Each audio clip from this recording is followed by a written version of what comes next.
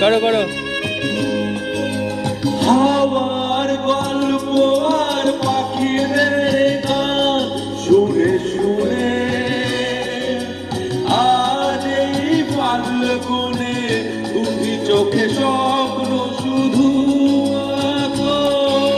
হাওয়ার গল্প আর পাখিদের গান শুনে শুনে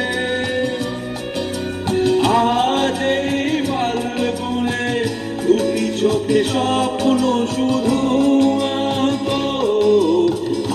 আজ এই দিনটাকে মনের খাতায় লিখে রাখো। আমায় পড়বে মনে কাছে দূরে যেখানে